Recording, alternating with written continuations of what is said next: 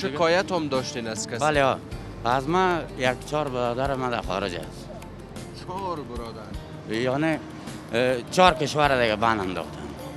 اینی حال مثلا اینی روز ما امیال بیا که ما بیادرهای مردم براتون نشان بدم. یک دونه بیادرش در خارج است. همیشه دیگه بیادرش گل وارد. نه یک لقمه حلال. یا کار یا بیادر یا چی. مقصد تو یک کار است. ما چرا کمک نمیکنن؟ والا چی بگویم بهشان دیگه؟ خب بدر اما دارن یا ندارن؟ این خبر داری یا کار نه؟ میکنن اونجا. کار میکنن. یک برادر خوردم از داناروی سانه. و هم دیگه چی بگویمش خدایا را جانش روزه تیر شد. اینا عید تیر شد.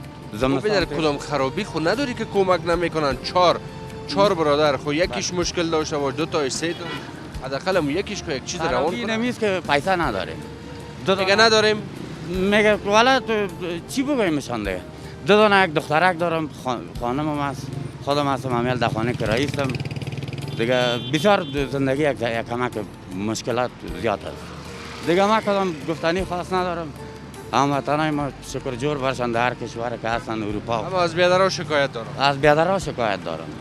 دیگه خیلی ناجوان هستن. تشکر شما. خداحافظ. خدایتان به خدا باشه. والا من نمیفهم که در این رابطه چی بگویم دیگه. 4 برادر در 4 کشور کمک نمیکنن. کمک کردن خو نه تنها موضوع برادری که سر هر انسان یک مسئولیت است. کسی که داره به نادار همکاری بکنه ولو هر کس باشه.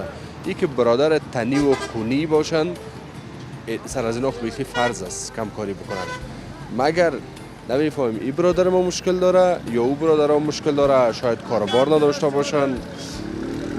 خب کاربار هم اگر نداشته باشن یکیش دوتایش حداقل یکیش خو یک کاربار دارد من چرا همکاری نمیکنه؟